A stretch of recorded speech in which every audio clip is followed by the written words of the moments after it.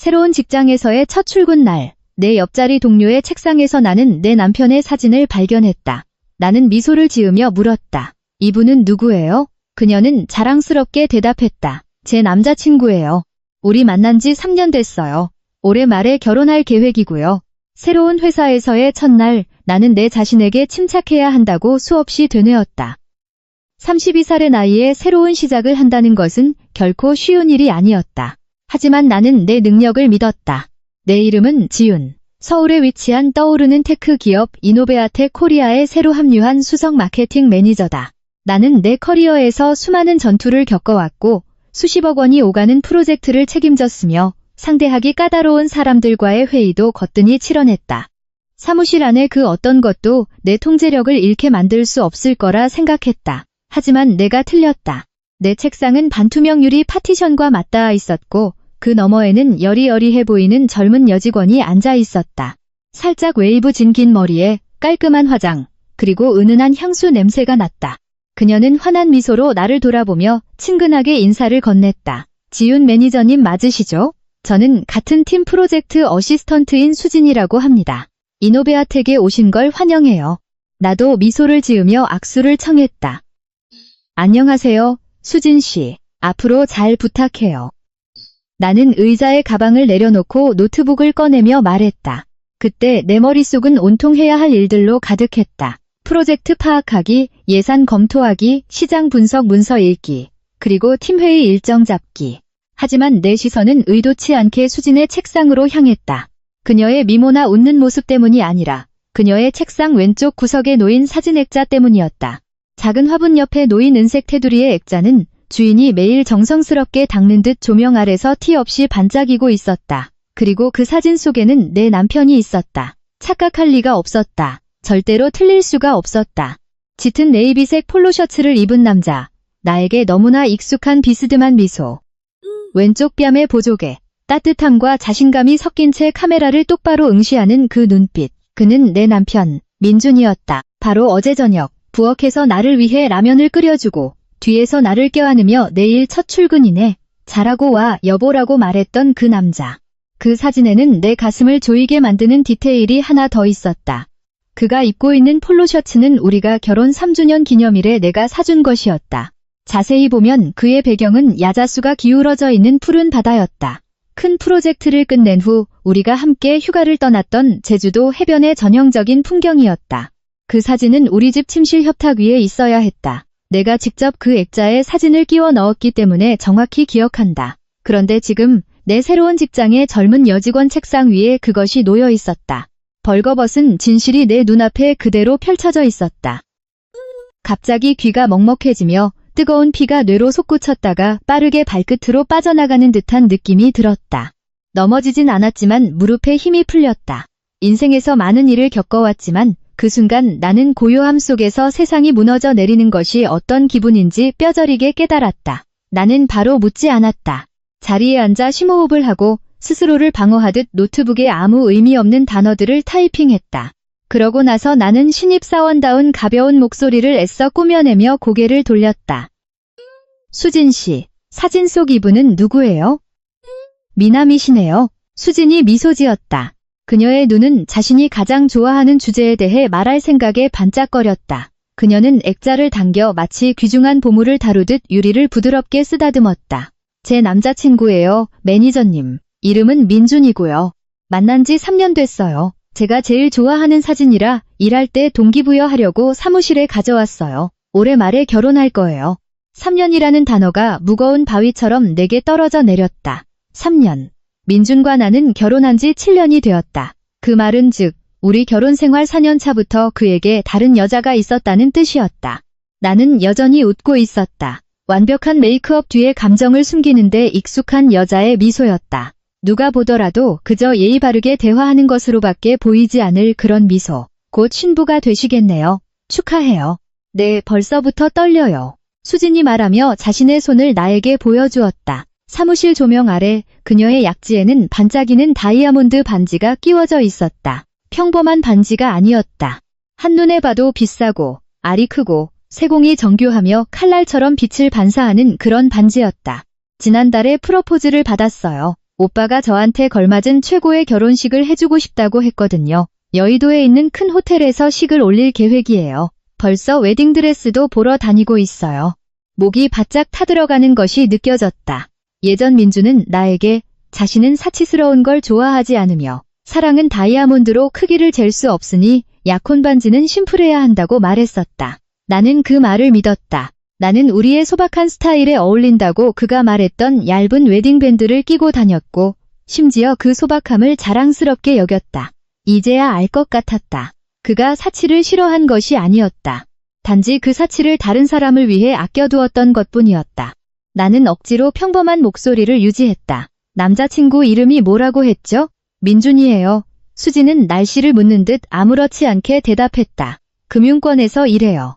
요즘 회사 일 때문에 매일 야근하고 엄청 바쁘지만 그래도 저한테 정말 잘해줘요. 나는 속으로 되뇌었다. 민준, 내 남편. 바로 어젯밤에도 이번 주 프로젝트 때문에 바빠서 늦게 귀가할 거라고 말했던 남자. 오늘 아침 출근하기 전 내 이마에 키스했던 그 남자. 나는 내 목소리가 여전히 안정적이고 적당한 호기심을 담고 있는지 확인하며 물었다. 두 분은 어디서 만나셨어요? 업계 콘퍼런스에서요. 오빠가 스피커로 나왔는데 제가 먼저 다가가서 연락처를 물어봤어요.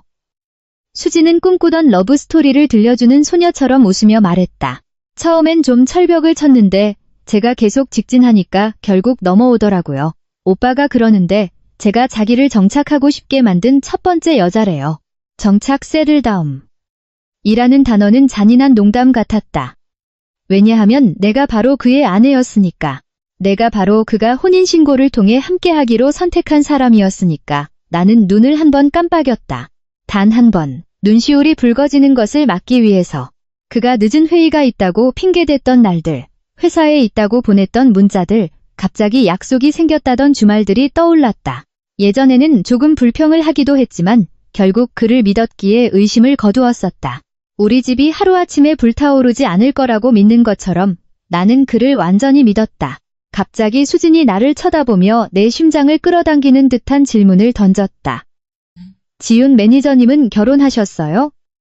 나는 다시 그녀 책상 위의 사진을 바라보았다. 사진 속 민준의 미소는 그가 나에게 지어주던 미소와 똑같았다. 두 개로, 세 개로 쪼개어질 수 있으면서도 여전히 온전하고 진실해 보이는 그런 것이었다. 나는 표정 변화 없이 대답했다. 결혼했어요. 7년 됐죠. 수진의 눈이 살짝 커졌고 먼 나라 이야기를 듣는 것처럼 가볍게 웃었다. 와, 7년이요. 정말 오래되셨네요. 그럼 두 분 관계는 엄청 안정적이시겠어요.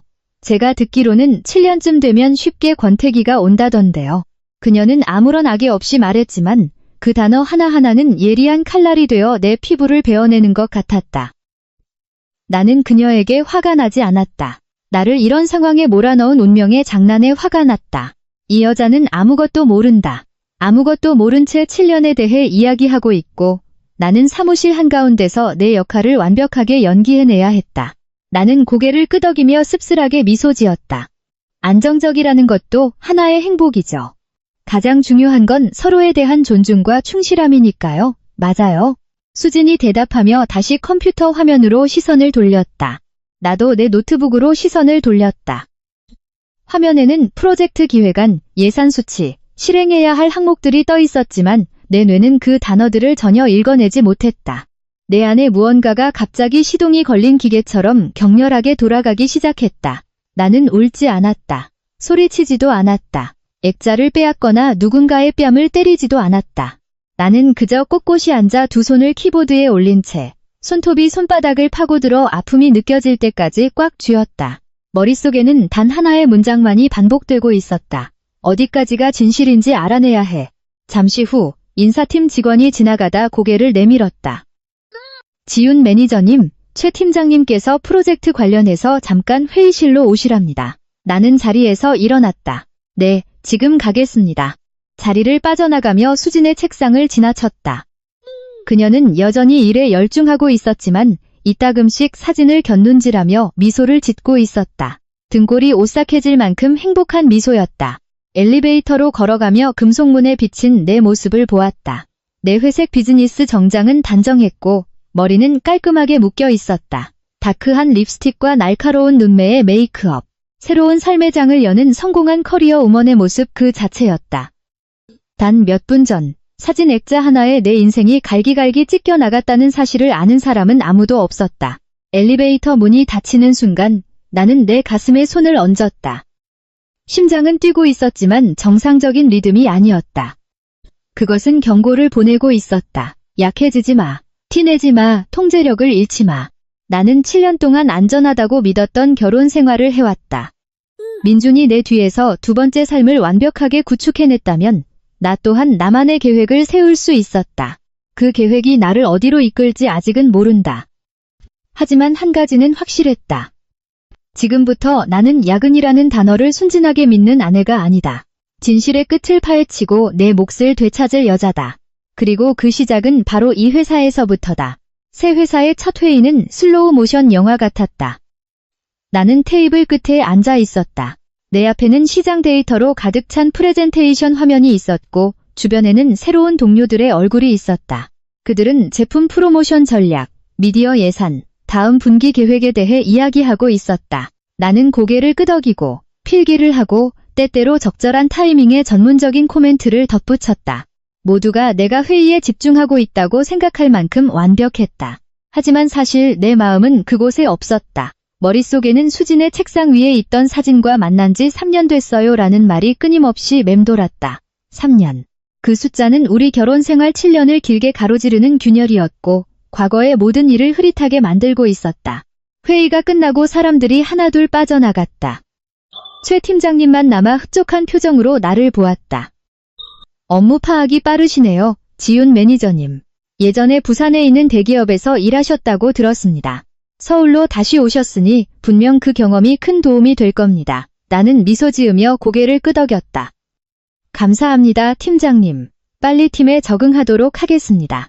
최 팀장님은 가볍게 웃었다. 우리 팀은 젊지만 실력이 좋습니다. 아, 참. 곧 우리 파트너사에서 새로운 투자 컨설턴트가 한 분 파견 올 겁니다. 아주 중요한 분이니 아마 매니저님과도 긴밀하게 협업하게 될 겁니다. 나는 그 말을 크게 신경 쓰지 않았다. 한경에서는 흔한 일이라 생각했다. 하지만 예의상 물었다. 언제쯤 오시나요? 아마 다음 주쯤 될 겁니다. 저도 아직 개인적으로 뵌 적은 없고 경영진을 통해서만 들었습니다. 나는 고개를 끄덕이고 회의실을 나섰다. 복도로 나오자마자 내가 들고 있던 노트를 너무 꽉 쥐어 손가락이 하얗게 질려 있다는 걸 깨달았다. 나는 손에 힘을 풀고 깊게 숨을 내쉬었다. 지금 내 머릿속의 유일한 목표는 하나였다. 하긴 어떤 작은 오해일지도 모른다는 헛된 희망에 매달리고 싶어서가 아니었다. 내가 틀리지 않았다는 건 안다. 하지만 이 모든 일이 어디까지 진행되었는지 알아야만 했다. 자리로 돌아오니 수지는 컴퓨터에 집중하며 열심히 타이핑을 하고 있었다. 사진은 여전히 그녀의 책상 구석에 조용히 놓여 있었다. 다른 사람의 삶을 박살냈다는 사실은 전혀 모르는 것처럼. 나는 자리에 앉아 노트북을 열었지만 무의식적으로 내 시선은 다시 그 방향으로 향했다. 내가 쳐다보는 걸 눈치챈 수진이 웃으며 말했다. 매니저님, 점심때 저희 보통 회사 근처 백반집에서 먹거든요. 같이 가실래요? 나는 고개를 끄덕였다. 좋아요. 같이 가요. 점심시간을 기다리며 프로젝트 문서를 검토하는 척했다. 하지만 내 손은 이미 다른 창을 열고 있었다. 소셜미디어. 민준의 이름을 검색했다. 그의 계정이 바로 떴다. 프로필 사진은 2년 전 우리가 남해로 여행 갔을 때 찍은 부부 사진이었다. 나는 그 사진을 몇 초간 응시했다. 사진 속 나는 그의 어깨에 기대어 진심으로 웃고 있었다. 그때 나는 내 곁에 있는 이 남자가 평생의 버팀목이 될 거라 굳게 믿었었다. 스크롤을 내렸다. 최근 게시물은 대부분 업무와 관련된 것들이었다. 회의 사진, 컨퍼런스, 투자와 비즈니스에 관한 명언들, 다른 관계의 흔적은 없었다. 놀랍지 않았다. 민주는 항상 조심스러운 사람이었고 사생활을 좀처럼 드러내지 않았다. 하지만 내 시선을 사로잡은 것은 2달 전에 올라온 한 장의 사진이었다. 그는 한 금융 세미나 무대 위에 서 있었고 그 아래에는 수백 명의 청중이 있었다. 사진 밑에는 그를 향한 존경심으로 가득 찬 댓글 하나가 달려 있었다. 댓글을 단 계정은 수진이었다. 나는 그 사진을 뚫어지게 쳐다보았다. 사진 속 민주는 검은색 정장을 입고 있었고 조명은 자신감 넘치는 그의 얼굴을 비추고 있었다. 나는 그날을 기억한다. 그는 클라이언트와의 회의 때문에 부산으로 출장을 가야 한다고 했었다. 나는 그의 바쁜 일정을 걱정하며 조심히 다녀오라고 당부까지 했었다. 알고 보니 그는 계속 이 도시에 있었던 것이다. 수많은 사람들 앞에 서 있었고 그 아래에는 그를 동경 어린 눈빛으로 바라보는 그 여자가 있었다. 서늘한 기운이 등골을 타고 흘렀다. 질투가 아니라 명확한 깨달음이었다. 이 관계는 우발적인 실수가 아니었다. 철저한 계획과 은폐 속에서 조금씩 세워진 것이었다. 바로 그때 핸드폰이 진동했다. 민준에게서 온 문자였다. 첫 출근 어때, 여보? 나는 그 단어들을 몇 초간 바라보았다. 만약 오늘 아침이었다면 나는 이모티콘과 함께 즉시 답장을 보냈을 것이다. 하지만 지금 그 말들은 한편의 연극 대사처럼 느껴졌다. 나는 짧게 답을 쳤다. 괜찮아. 회사 좋아. 그가 바로 답을 보냈다. 다행이네. 나 오늘 밤에 늦게 들어갈 것 같아. 클라이언트 미팅이 있거든. 나는 화면을 노려보았다. 클라이언트 미팅. 그 세 단어가 갑자기 너무나도 무겁게 다가왔다. 나는 천천히 다시 답장을 쳤다. 알았어. 일 열심히 해. 그것뿐이었다. 어떤 질문도 어떤 원망도 덧붙이지 않았다. 나는 핸드폰을 내려놓았다. 딱 10이시였다. 팀 전체가 점심을 먹으러 나섰다. 백반집은 회사에서 걸어서 몇 분 거리의 작은 골목에 있었다. 소박한 식당이었고 나무 테이블마다 구수한 찌개 냄새가 났다. 밥을 먹으며 모두가 즐겁게 대화를 나눴고 나도 거기에 동참했다. 하지만 내 신경은 온통 수진에게 쏠려 있었다. 그녀는 말을 참 자연스럽게 했고 자주 웃었으며 이따금씩 자랑스러운 어조로 민준을 언급했다. 남자친구가 금융 쪽에 있어서 쫓아다녀야 할 프로젝트가 많아 진짜 바빠요. 그래도 저한테는 항상 시간을 내주려고 노력해요. 한 동료가 농담을 던졌다. 완전 부럽다. 예비 신랑이 능력자네. 수진이 얼굴을 붉혔다. 오빠가 결혼하면 우리만의 집을 사자고 했어요. 벌써 성수동 쪽의 고급 아파트들을 알아보고 있더라고요. 수저를 들고 있던 내 손이 허공에서 잠시 멈췄다. 성수동. 민주는 나에게도 투자 목적으로 그곳의 아파트를 알아보고 있다고 말했었다. 임대용이나 자산 증식용이라고 했고 나는 그 말을 믿었었다. 수진이 눈을 반짝이며 말을 이었다. 오빠가 그러는데 가족을 책임지는 게 남자의 의무래요. 그 말 듣고 정말 든든했어요. 나는 밥을 삼켰다. 목이 턱 막히는 기분이었다. 나는 내 앞에 있는 이 젊은 여자를 바라보았다. 그녀는 자신이 얼마나 복잡한 얽히고 설킨 이야기의 한가운데 있는지 전혀 알지 못했다. 그녀에게 그 남자는 그저 완벽한 예비 신랑일 뿐이었다. 점심 식사 후 모두가 사무실로 돌아왔다. 문을 열고 들어가자마자 그녀의 책상 위 사진이 다시 눈에 들어왔다. 이번에는 충격받지 않았다. 대신 다른 감정이 지배했다. 결단력. 나는 노트북을 열고 진지하게 일을 시작했다. 모두가 내가 프로젝트 문서를 읽고 있다고 생각하는 동안 나는 은밀하게 개인 엑셀 창을 띄웠다. 내가 알게 된 정보들을 하나씩 기록했다. 이름, 그들의 교제 기간, 콘퍼런스, 주택 구입 계획. 성수동. 모든 디테일이 퍼즐 조각 같았다. 오후 시간은 빠르게 지나갔다. 퇴근 시간이 되어 나는 짐을 챙겼다. 모두 수고하셨습니다. 수진도 자리에서 일어났다. 지윤 매니저님, 어느 쪽으로 가세요? 버스 타세요? 아니요, 택시 탈 거예요. 네, 그럼 내일 봬요. 건물 밖으로 나오니 해가 뉘엿뉘엿 지고 있었다. 도시는 혼잡했고 차들은 꽉 막혀 있었으며 가로등이 하나둘 켜지기 시작했다. 도로변에 서서 택시를 잡기 위해 기다리고 있는데 다시 핸드폰이 진동했다. 민준이었다. 나는 전화를 받았다. 여보, 나 클라이언트 미팅 가는 길이야. 저녁 먼저 먹어. 나는 내 앞에 꽉 막힌 도로를 응시하며 차분한 목소리로 답했다. 응. 그가 가볍게 웃었다. 첫날이라 피곤하겠다. 일찍 쉬어. 알았어. 통화가 끝났다. 나는 그 자리에 한참을 서 있었다. 갑자기 선명한 생각 하나가 뇌리를 스쳤다. 만약 그가 3년 동안 내 뒤에서 두 번째 삶을 완벽하게 세팅해 놓았다면 오늘 내가 본 진실은 빙산의 일각에 불과할 것이 분명했다. 나는 택시에 올라탔다. 차가 달리는 동안 핸드폰을 열어 연락처에서 한 이름을 찾았다. 변호사 혜진. 나는 화면을 닫기 전 그 이름을 몇 초간 응시했다. 서두를 필요는 없다는 걸 안다. 하지만 동시에 지금부터 모든 것을 수집하기 시작해야 한다는 것도 알았다. 증거, 시간, 돈, 모든 것을. 왜냐하면 이 결혼이 배신으로 얼룩졌다면 나는 결코 빈손으로 물러나지 않을 것이기 때문이다. 내 이야기는 이제 막 시작되고 있었다. 완전히 어둠이 깔렸을 때 택시는 우리 아파트 단지 앞에 멈춰 섰다. 고급 주상복합 건물의 노란 조명이 돌기를 비추고 있었고 밖에서 보면 참으로 행복한 가족들이 사는 평화로운 집처럼 보였다. 나는 차에서 내려 요금을 계산하고 천천히 로비로 들어섰다. 나를 알아보는 보안 직원이 웃으며 인사했다. 좋은 저녁입니다, 사모님. 오늘은 일찍 오셨네요. 나는 고개를 끄덕였다.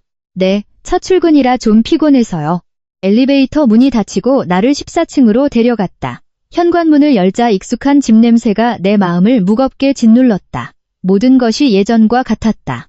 내가 고른 회색 소파, 민준이 원했던 참나무 식탁, 그리고 우리가 평창으로 여행 갔을 때 샀던 거실의 풍경화. 7년의 세월이 만들어낸 집이었다. 모든 물건에 추억이 깃들어 있었다. 하지만 지금 주위를 둘러보며 나는 예전 같은 온기를 느낄 수 없었다. 보이는 건 온통 물음표뿐이었다.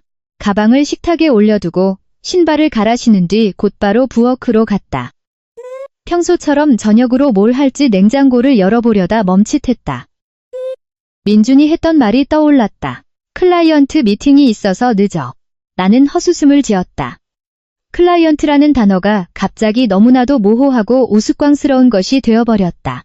냉장고를 닫고 생수 한 병을 꺼내 거실 소파에 앉았다. 손에는 핸드폰이 들려 있었다.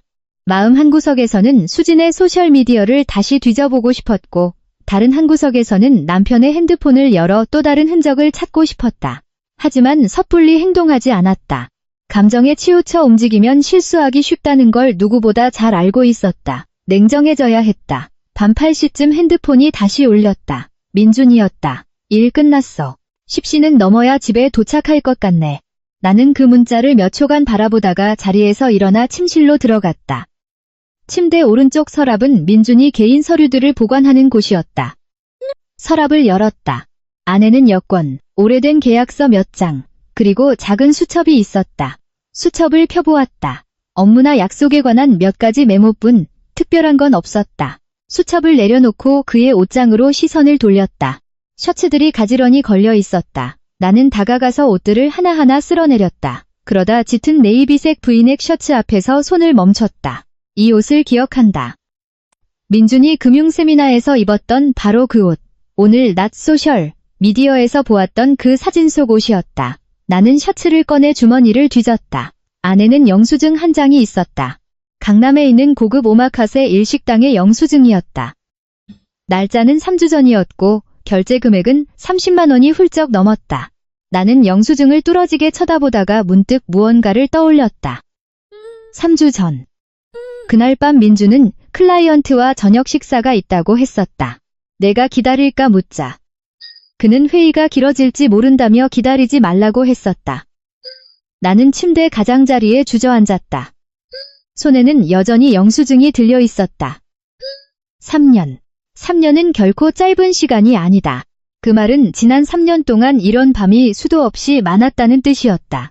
나는 핸드폰을 켜서 수진의 계정을 다시 찾았다. 이번에는 그녀의 여행 사진, 음식 사진, 그리고 행복해 보이는 상태 메시지들을 더 꼼꼼히 살폈다.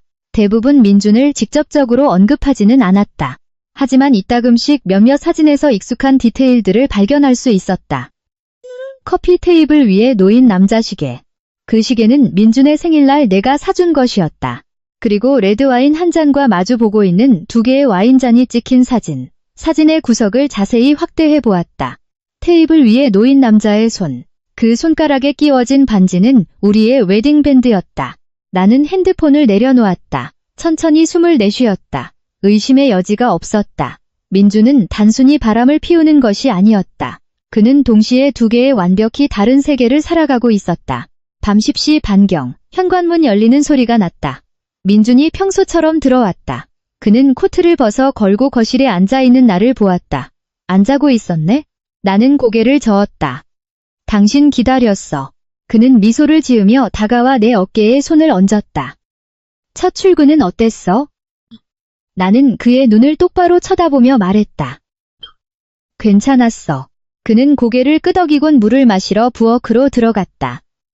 나는 그의 모든 행동을 지켜보았다. 냉장고를 여는 방식, 물을 마시는 모습, 침실로 들어가는 뒷모습, 모든 것이 익숙했다. 하지만 지금 나는 그것들을 완전히 다른 시선으로 보고 있었다. 그가 거실로 돌아왔을 때 나는 아주 일상적인 질문을 던지듯 물었다. 오늘 미팅한 클라이언트는 어떤 사람들이야? 민주는 한치의 망설임도 없이 대답했다. 싱가포르에서 온 투자자 그룹인데 새로운 금융 프로젝트의 파트너로 참여하고 싶어 하더라고. 그의 입에서는 마치 진짜인 것처럼 이야기가 술술 흘러나왔다. 나는 더 이상 묻지 않고 고개를 끄덕였다. 예전 같았으면 믿었을 것이다. 하지만 지금은 그가 거짓말에 얼마나 능숙해졌는지 똑똑히 알 수 있었다. 그는 내 옆에 앉아 늘 하던 습관처럼 내 어깨에 팔을 둘렀다. 피곤하면 일찍 자. 나는 그를 몇 초간 바라보았다. 갑자기 자기 남자에 대해 이야기하며 행복하게 웃던 수진의 얼굴이 떠올랐다. 두 명의 여자. 한 명은 자신이 아내라고 믿고 있고 다른 한 명은 자신이 미래의 아내가 될 것이라 믿고 있다. 그리고 내 눈앞에 이 남자는 그 두 가지 믿음 사이에서 너무나도 편안하게 살아가고 있었다. 나는 자리에서 일어났다. 먼저 잘게. 침실로 들어가 문을 닫았다. 침대에 누워 민준이 욕실에서 샤워하는 소리를 들었다. 끊임없이 흐르는 물소리. 나는 천장을 바라보았다. 정신이 아주 또렷했다. 나에게는 두 가지 선택지가 있다는 걸 안다. 첫째, 당장 폭발해서 그를 추궁하고 이 집을 전쟁터로 만드는 것. 둘째, 침묵하며 모든 것을 수집하는 것. 반 시간 후, 민준이 침대에 누웠다. 그는 불을 끄고 매일 밤 하던 대로 나를 껴안았다. 잘 자, 여보. 나는 눈을 감았지만 어둠 속에서 잠들지 않았다. 조용히 내 계획을 구상할 뿐이었다.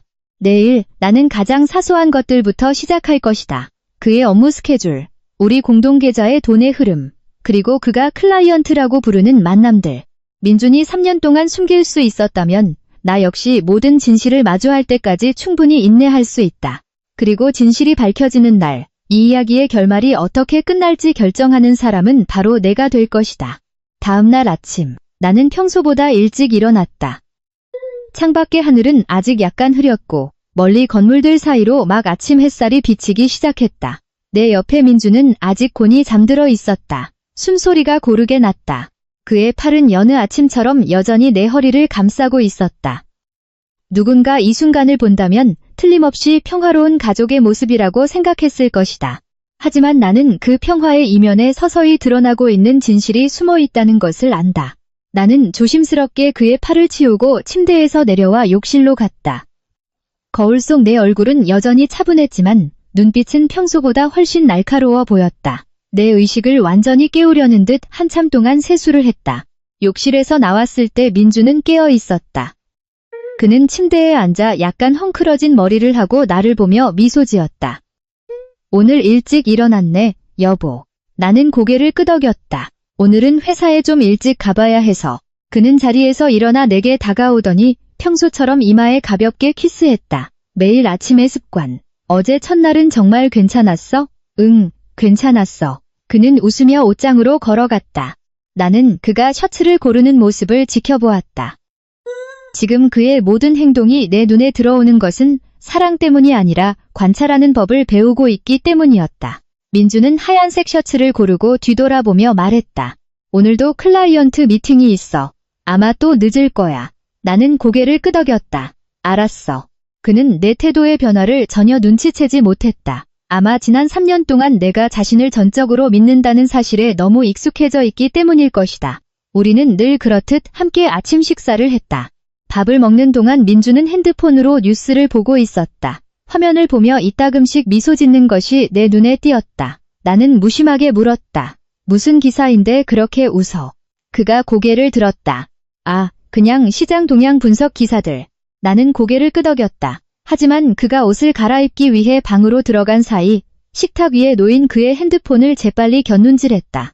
새 메시지가 와서 화면이 밝아져 있었다. 보낸 사람의 이름. 수진. 메시지는 짧았다. 오늘 밤에 봐요. 나는 그 단어들을 몇 초간 쳐다보다가 핸드폰을 제자리에 두었다. 어제처럼 심장이 요동치지는 않았다. 대신 차가운 기운이 감돌았다. 민준이 식탁으로 돌아와 핸드폰을 챙겼다. 내가 그걸 보았다는 사실을 전혀 모른 채 그는 주머니에 핸드폰을 넣고 내게 미소 지었다. 나 먼저 나갈게. 잘 다녀와. 내 등 뒤로 문이 닫혔다. 나는 거실에 몇 분 동안 우두커니 서 있었다. 주변의 모든 것은 예전과 같았지만 머릿속에서는 모든 조각들이 맞춰지고 있었다. 수진의 문자. 오늘 밤 미팅에 대한 거짓말. 클라이언트와의 수많은 밤들. 나는 내 핸드폰을 들어 어젯밤 민준이 보낸 문자를 다시 확인했다. 나 오늘 밤에 늦게 들어갈 것 같아. 클라이언트 미팅이 있거든. 나는 천천히 숨을 내쉬었다. 습관이 되어버릴 때까지 반복해온 거짓말. 반 시간 후, 나도 출근을 위해 집을 나섰다. 회사로 가는 동안 생각은 멈추지 않았다. 의심은 이미 사라졌다. 하지만 다음 단계를 준비하기 위해 더 많은 증거가 필요했다. 내 자신을 납득시키기 위해서가 아니라 완벽하게 준비하기 위해서. 회사에 도착하니 수지는 벌써 와 있었다. 그녀는 책상에서 서류를 정리하고 있었고 무척 행복해 보였다. 내가 들어오는 것을 보자 그녀는 활짝 웃었다. 좋은 아침이에요. 지훈 매니저님. 좋은 아침. 나는 책상에 가방을 내려놓고 노트북을 켰다. 잠시 후 수진이 나를 돌아보며 말했다. 매니저님, 어제 저녁에 남자친구랑 강남에 새로 오픈한 오마카세 일식당에 다녀왔어요. 진짜 맛있더라고요. 나는 고개를 들어 그녀를 쳐다보았다. 정말요? 네. 오빠가 최근에 우리 둘이 밖에서 데이트한 지 오래됐다면서 꼭 데려가고 싶다고 했거든요. 나는 가볍게 미소 지었다. 스위트하시네요. 수진이 수줍게 웃었다. 항상 그런 식이에요. 나는 다시 컴퓨터 화면으로 고개를 돌렸다. 어젯밤 보았던 오마카세 식당 영수증이 불현듯 떠올랐다. 아마도 그곳이 그들이 자주 만나는 아지트인 모양이었다. 오전 시간은 회의와 이메일 처리로 지나갔다. 하지만 그 바쁜 와중에도 나는 은밀히 관찰을 계속했다. 수진의 핸드폰이 울릴 때마다 그녀는 화면을 보고 미소를 지었다.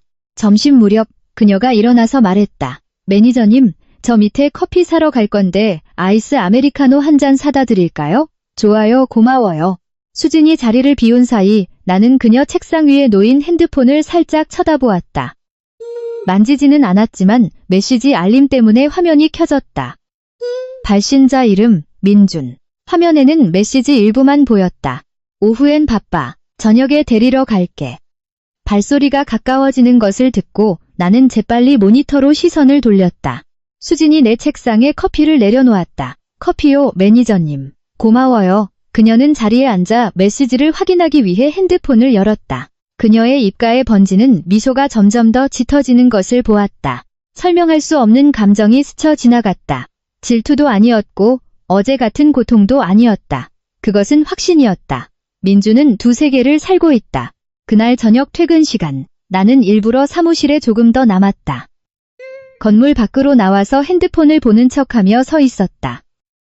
10분쯤 지나자 수진이 나오는 것이 보였다. 그녀는 무언가를 기다리듯 인도를 두리번거렸다. 곧 검은 차 한 대가 그녀 앞에 섰다. 문이 열리고 내린 사람은 민준이었다. 하얀 셔츠 차림에 차 열쇠를 들고 있었고 입가에는 그 익숙한 미소가 걸려 있었다. 수진이 달려가 그를 안았다. 나는 그들로부터 수십 미터 떨어져 있었지만 모든 행동을 생생하게 볼 수 있었다. 민준이 고개를 숙여 그녀에게 무언가 속삭였고 조수석 문을 열어주었다. 두 사람은 차에 타고 출발했다. 나는 한참 동안 인도에 서 있었다. 그 순간 내 모든 의심은 흔적 없이 사라졌다. 진실이 내 눈앞에 있었다. 내 남편과 매일 내 옆자리에 앉는 직장 동료는 불륜 관계다. 그리고 그들은 내가 이 모든 걸 지켜봤다는 사실을 전혀 모른다. 나는 뒤돌아 주차장으로 걸어갔다. 머릿속엔 단 하나의 생각뿐이었다. 이 게임은 이제 막 시작됐고 이번에는 그저 지켜보고만 있진 않겠다는 것. 그날 밤 나는 바로 집으로 가지 않았다. 사무실 밖에서 민준이 수진을 픽업하는 것을 본 후 차를 몰아 한강변으로 향했다. 밤의 도시는 여전히 시끄러웠지만 강변 이쪽은 묘하게 고요했다. 시동을 끄고 한참을 앉아 있었다. 불빛들이 물결 위로 부서진 유리 조각처럼 반짝였다. 내 마음도 그랬다. 진실의 조각들이 서서히 형태를 갖춰가고 있었다. 3년 동안 민주는 내 등 뒤에서 완전히 다른 삶을 살고 있었다. 핸드폰이 울렸다. 민준이었다. 클라이언트랑 저녁 먹고 있어. 좀 늦을 듯. 나는 그 문자를 몇 초간 바라보다 핸드폰을 조수석에 던져두었다. 답장하지 않았다. 화가 나서가 아니라 이런 문자들 역시 그가 오랫동안 연기해온 연극의 일부일 뿐이라는 걸 이제 완벽히 깨달았기 때문이다. 나는 차를 돌려 평소 내가 속을 터놓고 이야기하고 싶을 때 만나는 친한 친구가 있는 곳으로 향했다. 강남의 한 조용한 카페. 나를 아무 편견 없이 들어줄 유일한 사람. 카페에 들어서자 혜진이가 우리가 자주 앉는 구석자리에 먼저 와 있었다. 혜진이는 대학 시절부터 친구였고 지금은 재산 분할 소송을 전문으로 하는 이혼 전문 변호사였다. 그녀는 약간 의아한 표정으로 나를 쳐다보았다. 지윤아, 갑자기 웬일이야? 무슨 일 있어? 나는 그녀 맞은편에 앉았다. 직원이 따뜻한 커피를 내려놓았다. 나는 김이 모락모락 나는 커피를 바라보며 천천히 입을 열었다. 혜진아, 민준이한테 여자가 있는 것 같아.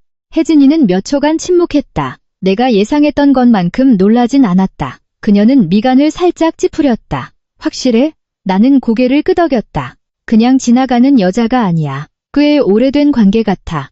혜진이는 테이블 위에 손을 깍지 끼고 얹었다. 처음부터 끝까지 다 얘기해봐. 나는 모든 것을 털어놓았다. 새 회사에서의 첫 출근 날, 수진의 책상 위 사진, 약혼 반지 핸드폰의 문자들, 그리고 오늘 오후 회사 밖에서 민준이 그녀를 데리러 온 모습까지. 혜진이는 내 말을 자르지 않고 귀에 깊게 들었다. 내 이야기가 끝나자 그녀는 작게 한숨을 쉬었다. 3년이라. 적어도 3년이야. 내가 고개를 끄덕였다. 혜진이가 나를 보았다. 그래서 넌 어떻게 할 생각이야? 나는 잠시 침묵했다. 아직은 모르겠어. 하지만 하나는 확실해. 만약 이게 끝난다면 내 모든 걸 잃은 채로 물러나진 않을 거야.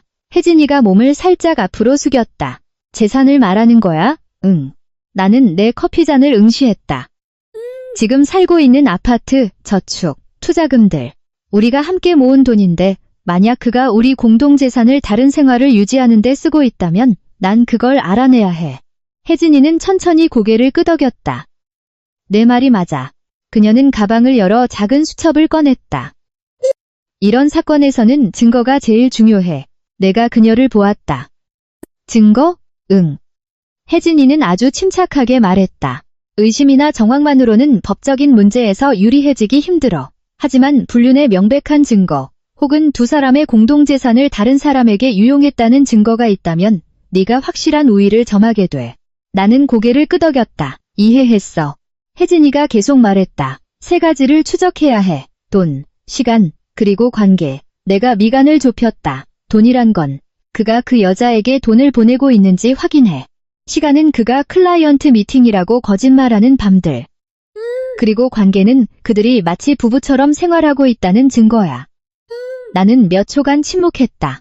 혜진이의 말은 내가 어제 생각했던 것과 정확히 일치했다. 이미 하고 있어. 혜진이가 나를 쳐다보았다. 생각보다 침착하네. 나는 옅은 미소를 지었다. 아마 가장 큰 충격은 이미 지나가서 그런가 봐. 혜진이는 커피를 한 모금 마시고 물었다. 그 여자애는 민준이가 유부남이라는 걸 알아? 내가 고개를 저었다. 아니, 혜진이가 한숨을 쉬었다. 그렇다면 그녀도 피해자네. 나도 같은 생각이었다. 예비 신랑에 대해 이야기하며 한없이 행복해하던 수진의 미소가 떠올랐다.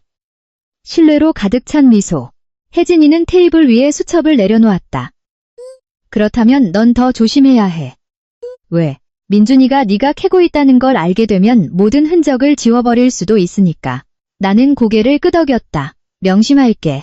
혜진이는 나를 한참 동안 쳐다보았다. 지윤아, 너 진짜 괜찮은 거 맞아? 나는 바로 대답하지 않았다. 창밖을 바라보았다. 도시는 여전히 밝았다. 사람들은 바삐 움직이고 있었고 밖의 세상은 아무 일도 없다는 듯 돌아가고 있었다. 그다지 괜찮진 않아. 내가 조용히 말했다. 하지만 결국엔 괜찮아질 거야. 혜진이가 고개를 끄덕였다. 그녀는 수첩을 덮었다. 법적인 도움이 필요하면 언제든 말해. 고마워. 우리는 잠시 더 머물다가 카페를 나섰다. 집에 도착했을 땐 밤 11시가 다 되어 있었다. 민주는 아직 들어오지 않았다. 거실로 들어가 불을 켰다. 집은 소름 끼치도록 조용했다. 시계 똑딱이는 소리만 들렸다. 침실로 들어가 노트북을 켰다. 새로운 엑셀 창이 떴다. 한다는 내가 아는 모든 것을 기록하기 시작했다. 날짜, 장소, 문자 내용, 클라이언트 미팅이라고 했던 밤들. 모든 디테일이 하나의 시스템으로 구축되고 있었다. 하지만 혜진의 말처럼 가장 중요한 것 중 하나가 아직 부족했다. 돈의 흐름. 반 시간 후 문이 열리는 소리가 났다. 민준이 들어왔다. 약간 지친 기색이었다. 아직 안 잤어? 나는 노트북에서 고개를 들었다. 그가 서류 가방을 식탁에 내려놓았다. 오늘 회의가 너무 길어졌네. 나는 고개를 끄덕였다. 정말?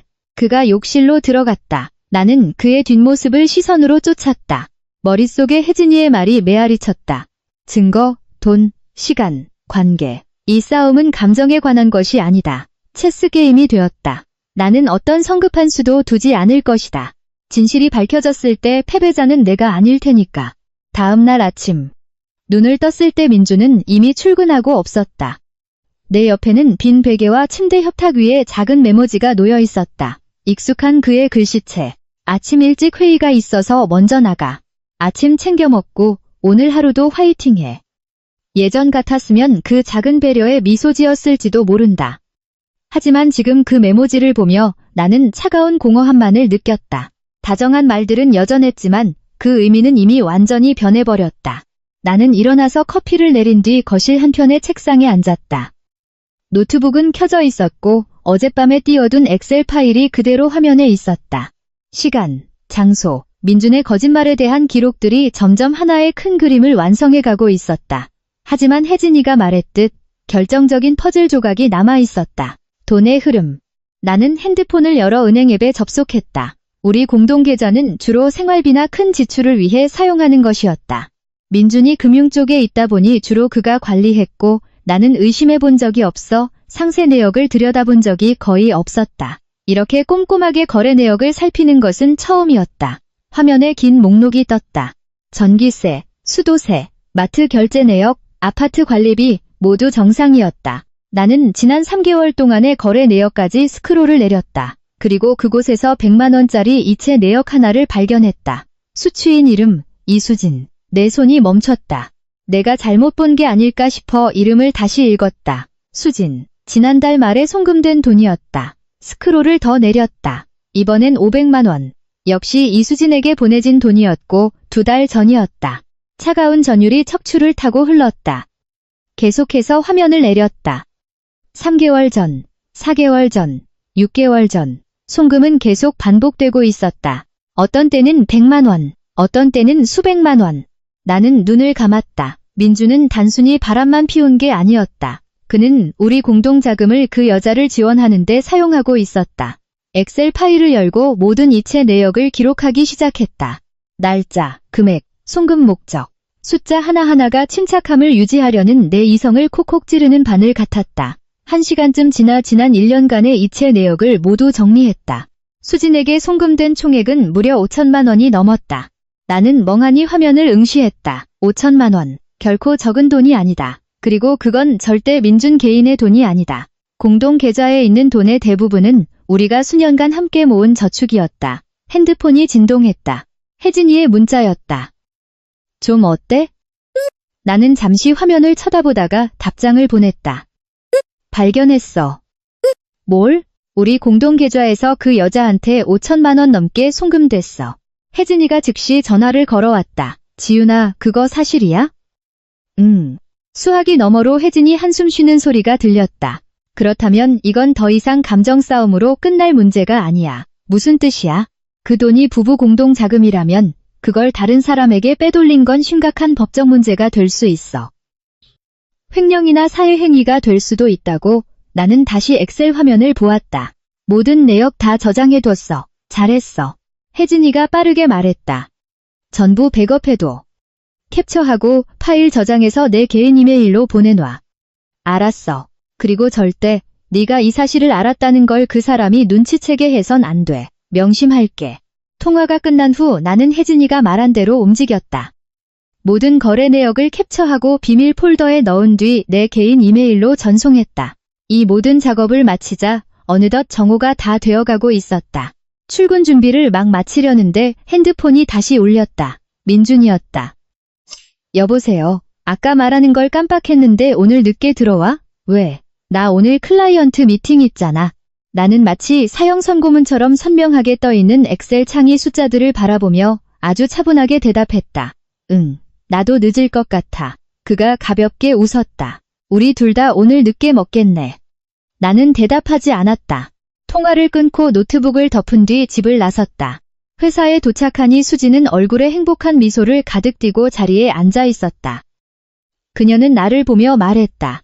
지훈 매니저님, 어제 민준 오빠랑 새로 생긴 레스토랑에서 밥 먹었어요. 분위기 진짜 좋더라고요. 나는 가방을 내려놓았다. 정말요? 네. 그녀가 신나게 말했다. 오빠가 조만간 성수동 아파트 모델하우스 보러 가자고 했어요. 나는 잠시 그녀를 쳐다보았다. 아파트요? 수진이 고개를 끄덕였다. 눈이 반짝였다. 오빠가 그러는데 결혼하기 전에 남자가 집을 준비해 둬야 한대요. 나는 컴퓨터 화면으로 시선을 돌렸다. 갑자기 어제 통장 내역에서 보았던 아주 큰 금액의 거래가 떠올랐다. 부동산 신탁회사로 이체된 1억 원의 계약금. 송금 날짜는 바로 지난주였다. 오후 시간. 사무실이 한창 바쁘게 돌아가는 동안 나는 조용히 엑셀 파일을 다시 열었다. 화면 속 숫자들은 더 이상 나를 떨게 만들지 않았다. 오히려 내 머리를 훨씬 더 맑게 해주었다. 민주는 자신이 모든 상황을 통제하고 있다고 생각하겠지만 사실 그의 모든 거래는 지울 수 없는 흔적을 남기고 있었고 그 흔적들은 점차 내 손안에 가장 강력한 무기가 되어가고 있었다. 나는 파일 저장 버튼을 클릭했다. 내 머릿속에 하나의 생각이 서서히 형태를 갖추기 시작했다. 민준이 우리 돈을 이용해 새로운 삶을 세우려 한다면 나는 그가 쓴 단 1원까지도 철저하게 대가를 치르게 만들 것이다. 돈의 흐름을 확인하고 난 후 내 마음은 기묘할 정도로 차분해졌다. 이제 민준의 일상 속 모든 디테일이 거대한 진실을 가리키는 퍼즐 조각으로 보였다. 오전 업무는 평소처럼 흘러갔지만 내 내면은 폭풍 전야였다. 오늘따라 수지는 사무실에 조금 늦게 도착했다. 그녀가 들어올 때 손에는 명품 브랜드 로고가 밝힌 커다란 쇼핑백이 들려 있었다. 자리에 앉자마자 그녀는 쇼핑백에서 구두 상자를 꺼냈다. 매니저님, 그녀가 들뜬 목소리로 나를 불렀다.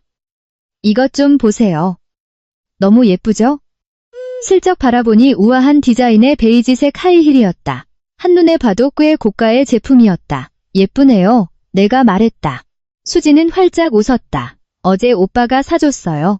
남자친구분이 참 다정하시네요. 나는 영혼 없이 고개를 끄덕였다. 그녀는 작게 웃었다. 오빠가 그러는데 여자는 항상 대접받아야 한대요. 나는 다시 내 모니터로 시선을 돌렸다. 갑자기 어젯밤 공동 신용카드 내역에서 확인했던 거래가 떠올랐다. 강남의 한 백화점 명품관에서 결제된 150만 원. 천천히 숨을 들이마셨다. 모든 작은 디테일들이 너무나도 완벽하게 소름 끼치도록 딱 맞아떨어지고 있었다. 점심시간 팀원들이 다 같이 식사를 하러 갔다. 내 옆자리에 앉은 수지는 쉴 새 없이 이야기를 늘어놓았다. 매니저님, 어젯밤에 성수동 아파트 단지 모델하우스 보러 다녀왔어요. 내가 고개를 들었다.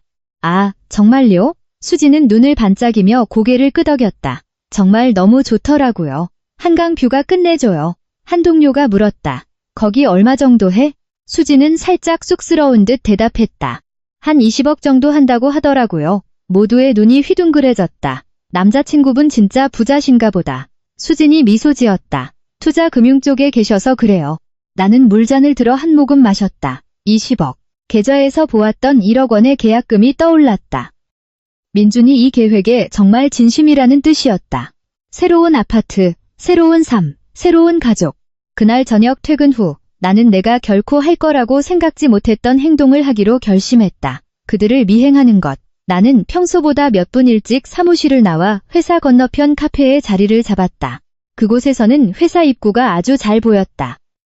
10분 후 수진이 건물에서 나왔다. 그녀는 평소처럼 인도에 서서 기다렸다. 잠시 후 익숙한 민준의 차가 도착했다. 그가 차에서 내리는 모습이 보였다. 나만을 위한 것이라 생각했던 그 미소를 지으면서 수진이 다가가 그를 안았다. 그녀를 웃게 만드는 어떤 말을 건네는 것 같았다. 나는 차가운 유리잔을 꽉 쥔 채 카페에 앉아 있었다. 두 사람은 차에 타고 출발했다. 나도 일어나 계산을 하고 주차장으로 향했다. 앞서가는 민준의 차를 놓치지 않을 정도의 거리를 유지하며 따라붙었다. 차는 다리를 건너 성수동으로 향했다. 내 심장이 빠르게 뛰기 시작했다. 이내 차는 한강변에 짓고 있는 최고급 아파트 갤러리 모델하우스 앞에 멈춰 섰다. 나는 길 건너편에 차를 세우고 내렸다. 멀리서 분양 상담사와 함께 아파트 단지 모형 앞에 서 있는 민준과 수진의 모습이 보였다. 수진은 꿈에 부푼 눈으로 아파트 모형을 바라보고 있었다. 민준은 그녀 옆에 서서 그녀의 어깨에 손을 얹고 있었다. 상담사가 모형의 한동을 가리키며 무언가를 설명하자 민준이 고개를 끄덕였다. 수진이 그의 손을 잡았다. 자신의 미래를 확인한 소녀처럼 행복하게 빛나는 얼굴이었다. 나는 그들로부터 수십 미터 떨어져서 있었다. 멀지는 않았지만 그들이 나를 발견하지는 못할 거리였다. 나는 몇 분 동안 그 장면을 지켜보았다. 문득 지금 우리가 살고 있는 아파트가 떠올랐다. 7년 전 우리는 함께 모든 가구와 벽지 색깔을 골랐다. 민주는 그때 이 집이 우리가 함께 늙어갈 곳이라고 말했다. 그런데 지금 그는 다른 아파트 모형 앞에서 다른 여자와 함께 서 있었다. 나는 다가가지 않았다. 그저 핸드폰을 꺼내 멀리서 사진을 몇 장 찍었다. 이 고통스러운 순간을 간직하고 싶어서가 아니라 증거가 필요했기 때문이다. 20분 후 민준과 수진이 분양 사무소를 나왔다. 차에 타고 떠나는 그들을 보며 나는 한참을 서 있다가 내 차로 돌아왔다. 집으로 돌아가는 길, 도시의 불빛이 켜지기 시작했다. 높은 건물들이 거대한 거울처럼 빛나고 있었다. 머릿속에는 한 가지 생각이 더욱 선명해졌다. 민주는 자신이 새로운 미래를 짓고 있다고 착각하겠지만 그는 자신의 모든 발걸음마다 흔적을 남기고 있다는 사실을 모른다. 그리고 나는 그 뒤를 밟으며 그 흔적들을 하나하나 쓸어 담고 있다. 집에 도착했을 때 민주는 아직 없었다. 나는 노트북을 열고 방금 찍은 사진들을 업로드했다. 사진 속 민준과 수진은 아파트 모형 앞에서 나란히 서 있었다. 마치 당장이라도 집을 살 준비가 된 부부처럼 보였다. 비밀번호가 걸려있는 폴더에 사진들을 저장했다. 엑셀 파일을 열고 새로운 줄을 추가했다. 날짜, 위치, 성수동 아파트 갤러리. 화면을 오래도록 응시했다. 우리 결혼 생활은 이미 3년 전에 산산조각 났을지 모른다. 하지만 진짜 싸움은 이제부터 시작이었다. 그날 밤 나는 늦게까지 잠들지 못했다. 처음 며칠처럼 가슴이 찢어져서가 아니라 머리가 끊임없이 돌아가고 있었기 때문이다. 며칠 동안 모은 정보들이 명확한 그림을 그려내고 있었다. 문자, 영수증, 돈의 흐름, 만남, 그리고 성수동 아파트까지 모든 것이 하나의 결론을 향하고 있었다. 민주는 오래전부터 그의 새로운 삶을 준비해왔고 그 삶 속에 내 자리는 없었다. 다음 날 아침 일어났을 때 민주는 아직 집에 있었다. 부엌에 서서 커피를 내리고 있는 그의 뒷모습은 너무나도 평온해 보였다. 내가 나오는 걸 본 그가 미소 지었다. 일어났네, 응. 그가 내 앞에 커피가 담긴 머그잔을 내려놓았다. 당신 거 타놨어. 나는 커피를 한 번, 그리고 그를 한 번 번갈아 쳐다보았다. 불현듯 어젯밤, 성수동 아파트 모형 앞에서 수진의 어깨에 손을 얹고 있던 그의 모습이 떠올랐다. 너무나 익숙한 그 제스처. 우리가 신혼이었을 때 나에게 자주 해주던 바로 그 행동. 나는 자리에 앉았다. 오늘 일찍 안 나가? 민준이 고개를 저었다. 오늘 미팅은 오후 늦게 있어서. 그는 내 맞은편에 앉아 뉴스를 보려 핸드폰을 열었다.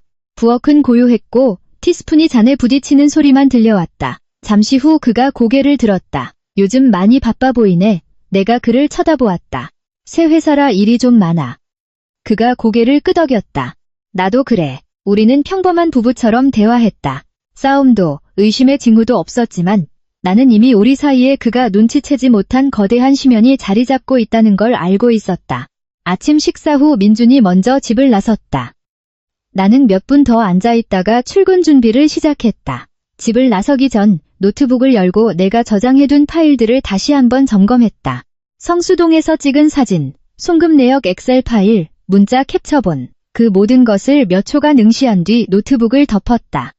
손금 것을 이제 중요한 결단을 내릴 때가 되었다. 회사에 도착하니 수지는 누군가와 통화 중이었다. 목소리가 뛸 듯이 기뻐 보였다. 네, 오빠. 오늘 저녁에 같이 밥 먹자. 나도 보고 싶어. 나는 모른 척 가방을 내려놓았지만 속으로는 통화 상대가 누군지 너무나도 잘 알고 있었다. 전화를 끄는 수진이 나를 돌아보았다. 매니저님, 지금 혹시 바쁘세요? 왜요? 수진은 망설이듯 말했다. 민준 오빠 프로젝트 마케팅 기획안을 매니저님께 한번 보여드리고 싶어서요. 나는 순간 멈칫했다. 남자친구 프로젝트요? 네, 그녀가 고개를 끄덕였다. 새로운 핀테크 프로젝트 투자를 준비 중이거든요. 마케팅 방향만 잘 잡으면 펀딩 받기가 훨씬 수월해질 거라고 하더라고요. 나는 그녀를 잠시 바라보았다. 그래요, 한번 보내봐요. 수진이 노트북으로 파일을 전송했다. 문서를 열자마자 첫 페이지에 신설 투자회사의 로고가 보였다. 회사명, 인베스트, 인베스. 미간이 찌푸려졌다. 너무 익숙한 이름이었다. 프로젝트의 법적 정보가 적힌 페이지로 스크롤을 내렸다. 법인 대표 김민준. 나는 몇 초간 숨을 죽였다. 내 시선을 사로잡은 건 그가 새 회사를 차렸다는 사실이 아니라 주주 명부였다. 그의 이름 바로 밑에 또 다른 이름이 있었다. 이수진, 지분율 20%. 나는 고개를 들어 내 맞은편에 앉은 그녀를 쳐다보았다. 그녀는 여전히 생긋 웃고 있었다. 내가 방금 무엇을 읽었는지 전혀 모른 채. 어떠세요? 나는 파일을 닫았다. 마케팅 아이디어가 좋네요. 수진이 행복하게 웃었다. 제가 그럴 줄 알았어요. 오빠가 그러는데 제가 자기가 가장 믿는 사람이라면서 이 프로젝트가 성공하면 저희 재정 기반도 엄청 탄탄해질 거라고 했어요. 나는 고개를 끄덕였다. 그렇게 당신을 믿나요? 그럼요. 그녀가 자랑스럽게 말했다. 제가 가장 의지하는 사람이라고 했는걸요. 쓰디쓴 감정이 가슴을 스쳤다. 지난 7년 동안 민준이 나에게 저 말을 몇 번이나 했을까. 그날 저녁 나는 평소보다 일찍 퇴근했다. 피곤해서가 아니라 확인해야 할 것이 있었기 때문이다. 문서에서 본 새 회사의 주소지인 여의도의 한 오피스 빌딩으로 차를 몰았다.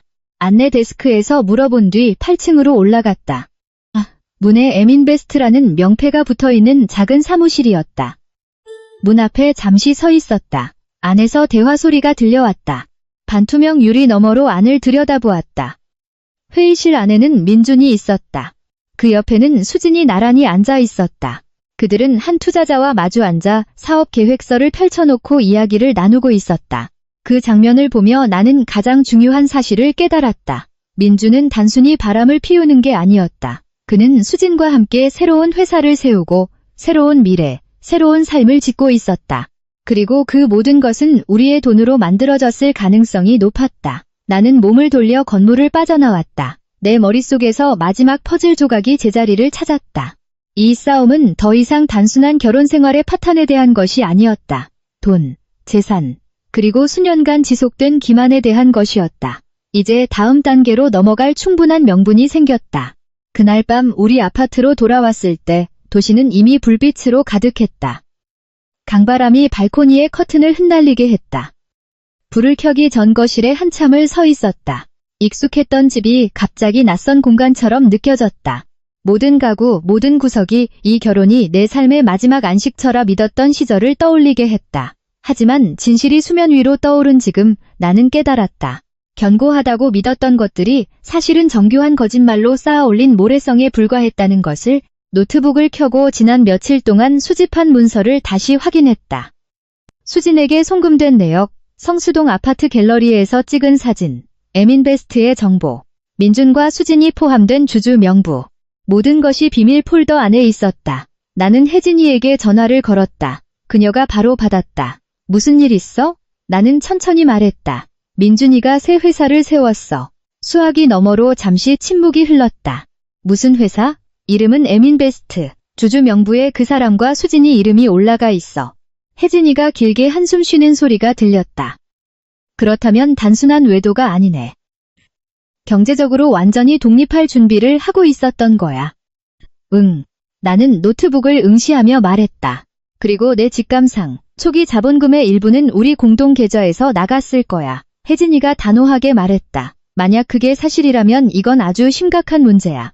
나 역시 그렇게 생각했다. 혜진이가 잠시 후 물었다. 그래서 다음 계획은 뭐야? 나는 발코니 밖을 보았다. 아래로 펼쳐진 도시는 불빛의 바다처럼 반짝이고 있었다. 정확히 그 돈이 어디로 흘러갔는지 확인하고 싶어. 네가 보지 못하는 곳에서도 항상 조심해야 해. 그리고 그가 알아채기 전에 공동계좌의 모든 금융 데이터를 확실히 백업해두는 게 좋을 거야. 이미 다 해놨어. 혜진이가 가볍게 웃었다. 내 예상보다 훨씬 빠르네. 나도 희미하게 미소 지었다. 아마도 나에게 다른 선택지가 없었기 때문이리라. 전화를 끊었다. 밤 10시쯤 현관문이 열리며 민준이 들어왔다. 무척 편안해 보이는 표정이었다. 코트를 벗어 걸고 거실에 앉아있는 나를 보았다.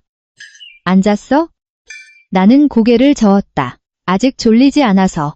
그가 다가와 내 맞은편에 앉았다. 오늘 하루 종일 바빴어. 나는 그를 몇 초간 바라보다 물었다. 새 프로젝트는 잘 돼가? 민준이 멈칫했다. 단 1초의 찰나였지만 내 눈에는 똑똑히 보였다. 무슨 프로젝트? 금융 쪽 일이잖아. 내가 태연하게 대답했다. 투자를 준비 중이라고 했던 것 같아서. 그가 고개를 끄덕였다. 아, 그거 잘 진행되고 있어. 그가 나를 살폈다. 갑자기 투자에는 왜 관심이 생겼어? 나는 어깨를 으쓱했다. 당신이 그쪽 업계 사람이니까 당연히 궁금해서 물어본 거지. 그가 고개를 끄덕이곤 물을 마시러 일어났다. 나는 그의 뒷모습을 시선으로 쫓았다. 민주는 방금 전 내가 그의 새 사무실 앞에 서 있었다는 사실을 모른다. 수진이 주주 명부에 올라가 있다는 걸 내가 보았다는 사실도 모른다. 그리고 자신이 송금한 모든 내역이 내 엑셀 파일에 기록되어 있다는 사실은 더더욱 모른다. 그가 거실로 돌아왔을 때 나는 이미 노트북을 덮은 뒤였다. 그가 내 옆에 앉았다. 요즘 일 때문에 많이 피곤해 보이네. 내가 그를 쳐다보았다. 당신도? 민준이 미소 지었다. 지금은 조금 바쁜 시기니까. 나는 고개를 끄덕였다. 묘한 감정이 나를 사로잡았다. 고통도, 분노도 아닌 차갑고 서늘한 고요함. 나는 자리에서 일어났다. 먼저 잘게. 그래, 그가 대답했다. 침실로 들어가 문을 닫았다. 침대에 누워 오랫동안 천장을 응시했다. 오늘 알게 된 사실만으로도 전체 스토리를 이해하기엔 충분했다. 민주는 불륜을 저질렀다. 우리 돈으로 수진을 뒷바라지했다. 새 회사를 차렸고 자신들만의 아파트를 살 준비를 하고 있다. 새로운 삶이 차곡차곡 완성되어 가고 있다. 유일한 문제는 그가 내가 아직 아무것도 모른다고 착각하고 있다는 사실뿐이었다. 다음 날 아침 출근했을 때 수지는 모니터 앞에서 더없이 행복한 표정을 짓고 있었다. 지훈 매니저님, 어젯밤에 민준 오빠랑 통화했거든요. 우리 프로젝트에 곧 투자자가 붙을 것 같대요. 나는 가방을 내려놓으며 물었다. 정말요? 네, 그녀가 신나게 말했다. 이게 성공하면 회사 규모를 확 키울 수 있을 거라고 했어요. 나는 고개를 끄덕였다. 축하해요. 수진이 나를 쳐다보았다. 매니저님은 항상 침착하신 것 같아요. 나는 가볍게 웃었다. 마케팅 쪽에 오래 있다 보니 감정 숨기는데 익숙해져서요. 그녀가 미소를 지으며 업무로 돌아갔다. 노트북을 켰지만 내 시선은 그녀 책상 위 액자로 향했다. 사진 속 민주는 웃고 있었다. 신혼 시절 나에게 지어주던 것과 완벽히 똑같은 미소. 갑자기 나는 한 가지 사실을 깨달았다. 어쩌면 우리 가정을 파탄낸 진짜 주범은 수진이 아닐지도 모른다. 그녀는 단지 민준이 짜놓은 각본 속에서 살아가고 있을 뿐이다. 그 각본 속에서 그는 싱글이거나 이혼남이거나 혹은 이혼을 앞둔 남자였을 것이다. 하지만 그것이 진실을 바꾸진 않는다. 진실은 그가 나를 배신했다는 것이고 나는 이 이야기가 그가 원하는 대로 끝나도록 내버려 두지 않을 것이다. 나는 엑셀 파일을 열어 증거 목록에 새로운 줄을 추가했다. 날짜, 위치, M, 인베스트, 사무실, 주주, 김민준, 이수진. 저장 버튼을 눌렀다. 첫 번째 단계는 끝났다. 이제 다음 단계를 시작할 완벽한 타이밍만을 기다리면 된다. 그 후 며칠 동안 나는 아무 일도 없었다는 듯 평소처럼 지냈다. 아침엔 출근을 하고 저녁엔 집으로 돌아와 민준과 식사를 하며 소소한 일상을 나눴다. 밖에서 우리를 보는 사람이라면 누구라도 안정적인 부부라 생각했을 것이다. 다툼도 긴장도 없었고 이따금 예전 같은 다정한 안부도 오갔다. 하지만 그 평온함 이면에서 내 계획이 서서히 구체화되고 있다는 사실은 나만이 알고 있었다. 사무실에서는 매일같이 수진과 마주쳤다. 그녀는 나에게 점점 더 마음을 여는 듯했다. 어쩌면 내가 속마음을 털어놓기 좋은 상대라 여겼기 때문일 것이다. 남자친구와 좋은 일이 생길 때마다 그녀는 어김없이 내게 자랑을 늘어놓았다. 어느 날 점심시간 사무실이 한산해졌을 때 수진이 의자를 내 쪽으로 바짝 당겨 앉았다. 저기, 매니저님, 뭐 하나만 물어봐도 돼요? 내가 그녀를 보았다. 뭔데요? 그녀는 살짝 망설이더니 입을 열었다. 남자가 정말 진지하다면 프러포즈하고 결혼 얘기 꺼내는데 보통 얼마나 걸릴까요? 나는 바로 대답하지 않았다. 갑자기 그건 왜 묻죠?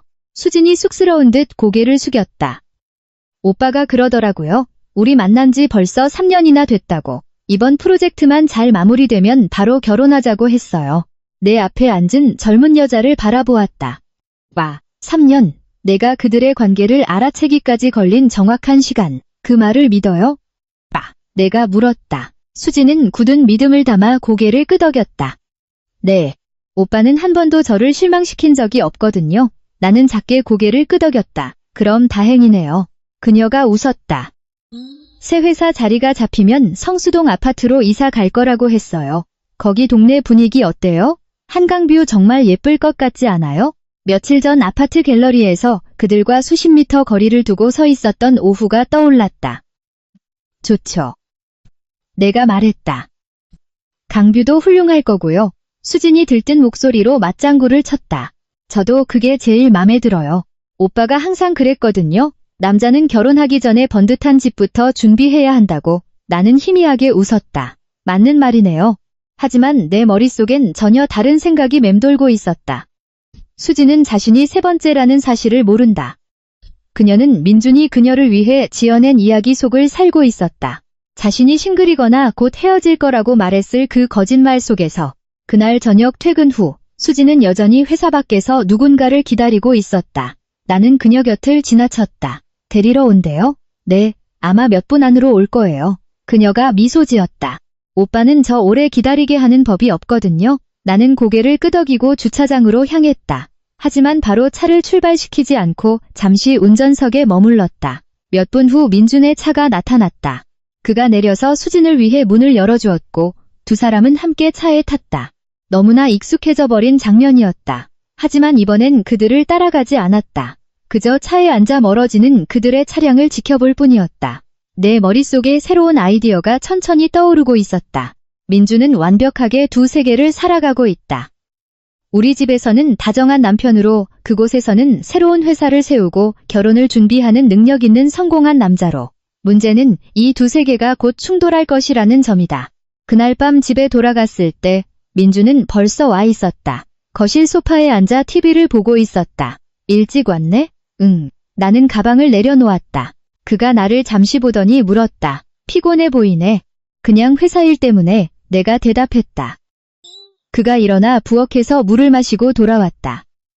이번 주말엔 외식할까? 내가 그를 쳐다보았다. 갑자기 왜? 그는 미소 지었다.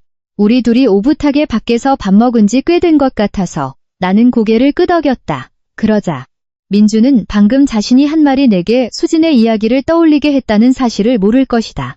클라이언트 미팅을 핑계댔던 수많은 밤들, 오마카세에서의 저녁 식사, 값비싼 선물들. 나는 그의 맞은편에 앉았다. 불현듯 새로운 계획이 뇌리를 스쳤다. 민준이 두 세계를 동시에 감당할 능력이 있다면 이제 그 두 세계를 하나로 만나게 해줄 때가 된 것 같았다. 그날 밤 침대에 누워 나는 오랫동안 생각에 잠겼다.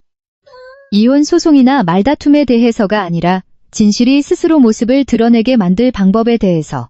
다음날 출근했을 때 수지는 핸드폰을 들여다보며 더없이 환한 표정을 짓고 있었다. 지훈 매니저님, 왜요?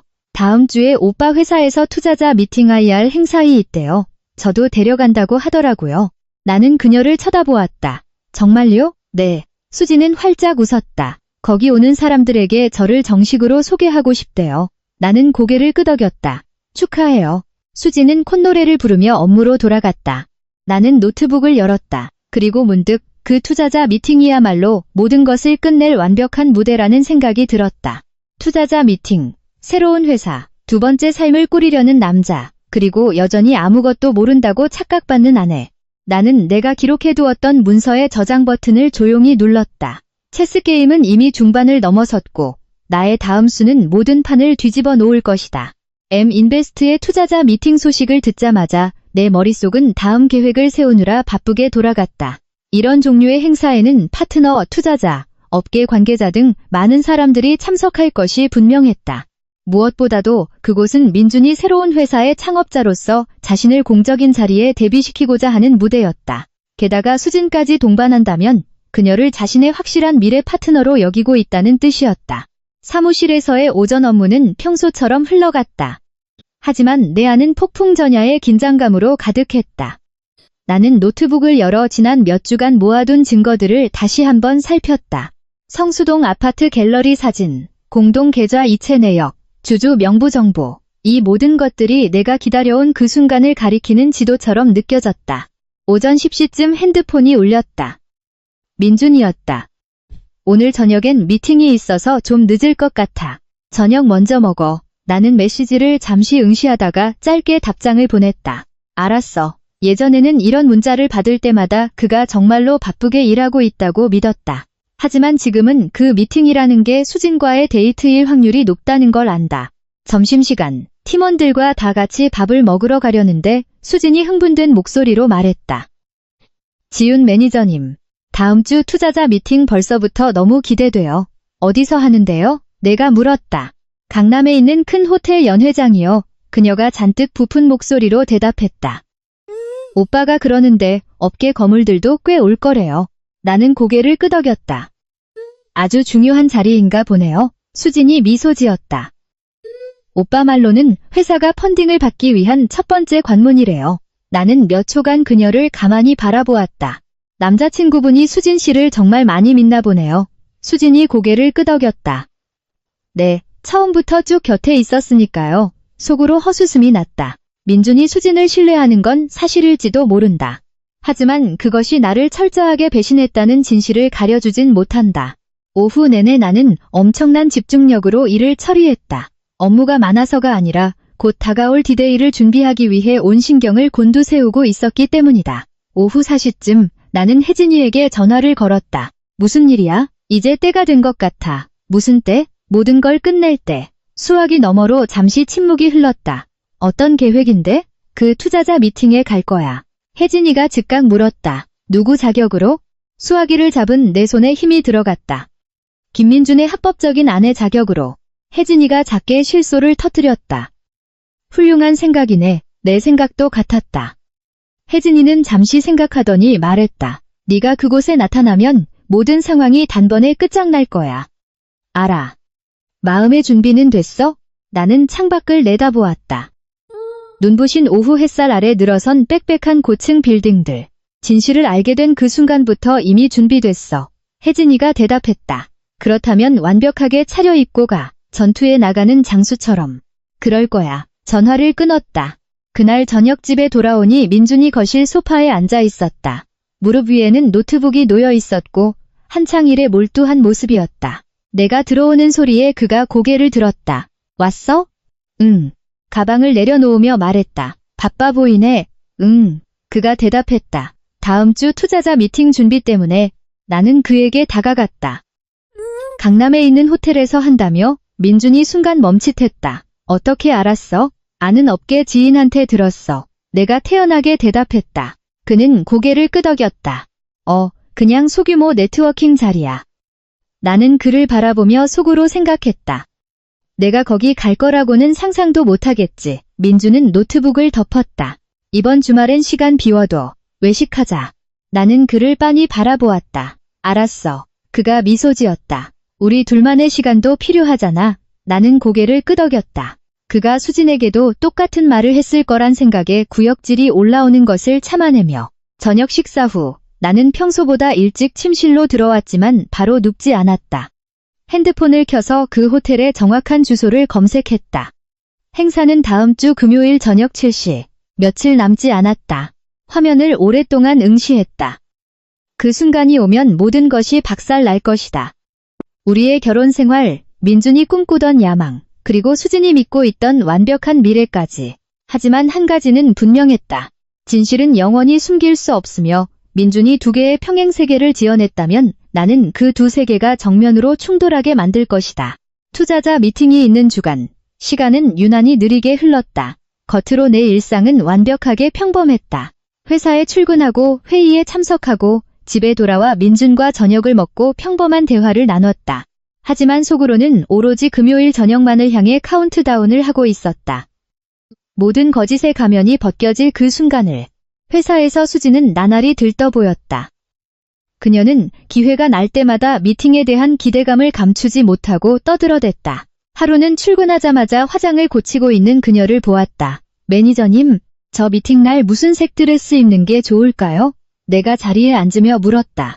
어떤 색깔들 있는데요? 그녀가 핸드폰 갤러리 사진들을 보여주었다.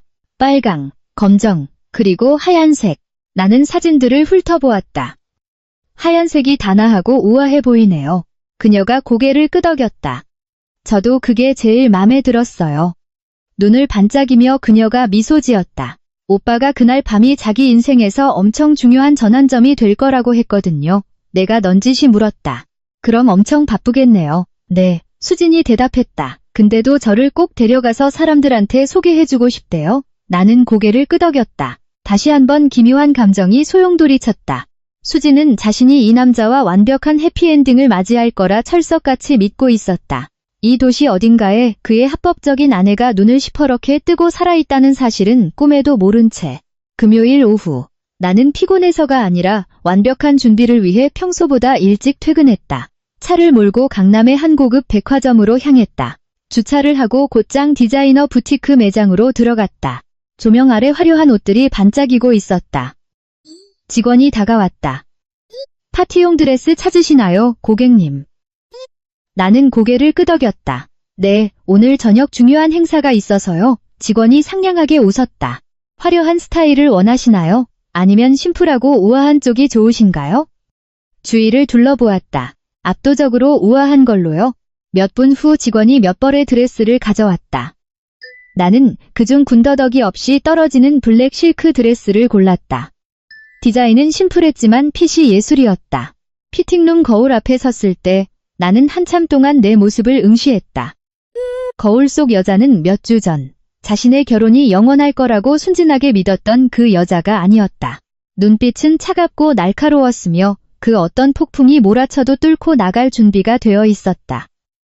드레스를 결제한 후 미리 예약해둔 미용실에 들러 헤어와 메이크업을 받았다. 미용실을 나섰을 때 해는 이미 저물고 있었다. 핸드폰이 진동했다. 민준이었다. 오늘 늦어. 나는 문자를 읽고 화면을 껐다. 그가 어디 있는지 더 이상 추측할 필요도 없었다. 아마 수진과 저녁을 먹고 있거나 행사 준비로 바쁠 것이다. 하지만 이제 그런 건 아무 상관없다. 집에 들러 옷을 갈아입고 거울 앞에 섰다. 블랙드레스 위로 얇은 코트를 걸치고 차키를 집어들었다. 마침내 금요일 저녁이 밝았다. 강남의 5성급 호텔 로비에 들어섰을 때 시간은 거의 8시를 향해 가고 있었다. 화려한 샹들리에 조명이 대리석 바닥에 반사되어 눈부시게 빛났다. 안내 데스크에서 M인베스트 행사장 위치를 물어본 뒤 긴 복도를 따라 걸었다. 연회장 문은 반쯤 열려 있었다. 안에서 사람들의 웅성거리는 소리가 들려왔다. 나는 들어가기 전 잠시 심호흡을 했다. 안에는 335 모여 샴페인 잔을 든 사람들이 담소를 나누고 있었다. 전면에는 M인베스트 로고가 크게 밝힌 스크린이 띄워져 있었다. 그리고 연회장 한가운데 민준이 서 있었다. 투자자 무리에 둘러싸여 여유로운 미소를 띠고 대화를 주도하고 있었다. 완벽한 핏의 다크 네이비 수트 차림이었다. 그리고 그의 곁에는 며칠 전 내게 보여주었던 그 하얀 드레스를 입은 수진이 서 있었다. 그녀는 일과 사랑 모두를 쟁취한 완벽한 파트너처럼 그의 옆에 바짝 붙어 있었다. 나는 입구 쪽에 서서 잠시 그 풍경을 지켜보았다. 그때 진행 스태프가 내게 다가왔다. 초청장 확인 부탁드립니다, 고객님. 나는 고개를 끄덕였다. 네, 스태프가 웃으며 빈 네임택을 내밀었다. 성함 적어주시면 됩니다. 나는 펜을 받아들고 흔들림 없는 글씨로 두 글자를 적었다. 지윤. 그리고 당당하게 연회장 안으로 걸어 들어갔다. 처음에는 아무도 나를 신경 쓰지 않았다. 사람들은 명함을 교환하고 투자 전망에 대해 떠들며 웃고 있었다. 나는 꼿꼿한 자세로 천천히 홀을 가로질렀다. 아직 민주는 나를 발견하지 못했다. 수지는 젊은 여성 투자자와 대화하며 상기된 표정을 짓고 있었다. 마치 오늘 밤이 자기 인생 최고의 정점인 것처럼. 나는 음료 테이블로 다가가 물 한 잔을 집어들었다. 바로 그때 사람들을 향해 웃음 짓던 민준의 시선이 홀을 훌다 내게 꽂혔다. 그 순간 나는 그의 표정이 무너져 내리는 것을 똑똑히 보았다.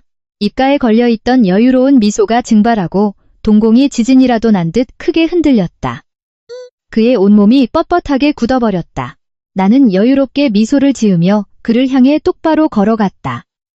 주최자의 얼굴이 하얗게 질린 것을 본 주변 사람들도 하나둘 분위기의 이상함을 눈치채기 시작했다. 내가 그의 바로 앞에 섰을 때 민주는 충격에 빠져 입도 번긋하지 못했다. 내가 먼저 입을 열었다. 내 귀에도 놀라울 만큼 차분하고 우아한 목소리였다.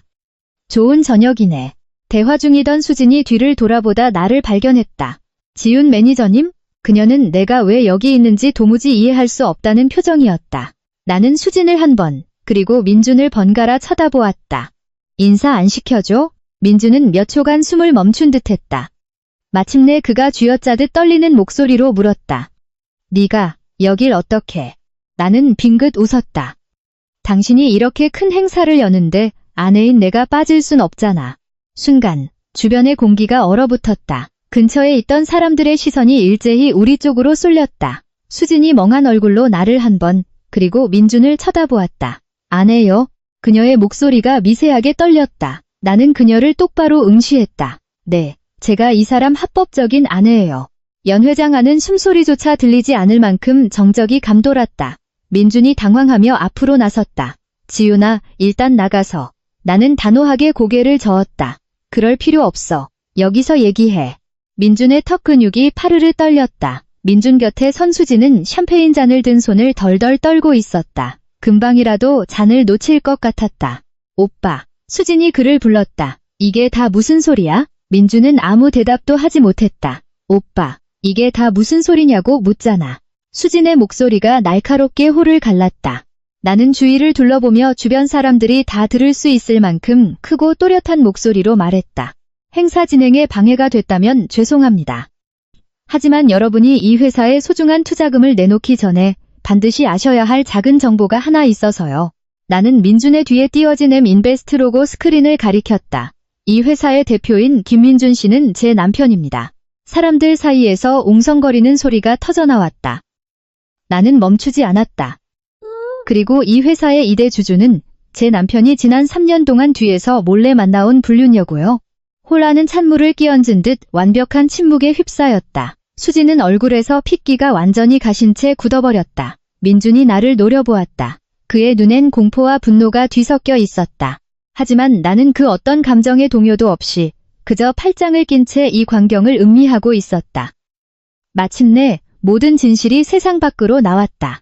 연 회장은 거의 냉동고처럼 얼어붙었다. 내 폭탄 선언 이후 웃음소리나 잔이 부딪히는 소리는 완전히 사라졌다. 오로지 당혹감에 찬 시선들만이 우리 세 사람에게 집중되어 있었다. 몇몇 사람들은 귓속말을 주고받기 시작했다.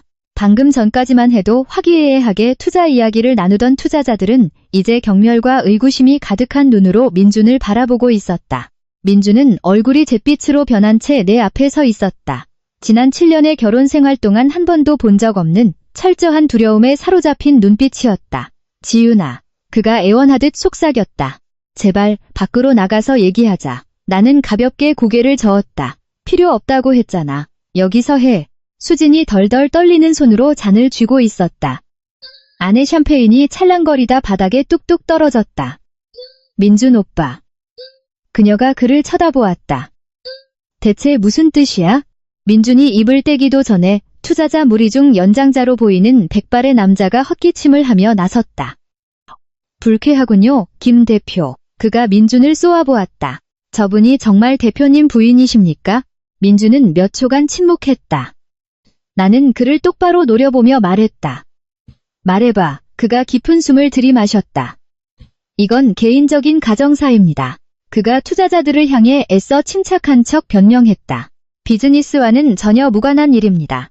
몇몇 투자자들이 어이없다는 듯 시선을 교환했다. 나는 비웃음을 흘렸다. 무관하다고요? 나는 연 회장에 있는 모든 사람을 향해 고개를 돌렸다. 소란을 피워 거듭 죄송합니다. 하지만 여러분도 아셔야 할 것 같네요. 이 회사의 초기 자본금 중 상당 부분은 저희 부부 공동계좌에서 아내인 저도 모르게 불법적으로 빼돌려진 돈입니다. 즉각적으로 옹성거림이 홀을 뒤덮었다. 젊은 투자자 한 명이 앞으로 나서며 물었다. 그게 무슨 뜻입니까? 나는 그를 쳐다보며 또박또박 대답했다. 이 회사의 대표는 가족의 공동 자산을 횡령해 아내 몰래 내연녀와 새 회사를 차렸다는 뜻입니다. 수진이 민준을 향해 고개를 획 돌렸다. 오빠 분명 미혼이라고 했잖아. 그녀의 목소리가 갈라져 나왔다. 결혼한 적 한 번도 없다고 했잖아. 민준이 주먹을 꽉 쥐었다. 수진아, 그건 내가 나중에. 나는 내 눈앞에서 무너져 내리는 이 젊은 여자를 바라보았다. 그 순간만큼은 그녀가 가정을 파탄낸 상간녀로 보이지 않았다. 그저 한 남자의 거대한 사기극에 속아 자신의 인생을 걸었던 가여운 피해자일 뿐이었다. 정말 몰랐어요? 내가 낮게 물었다. 수지는 미친 듯이 고개를 저었다. 아니요, 정말요. 그녀의 눈시울이 붉게 달아올랐다. 혼자 산다고 했단 말이에요.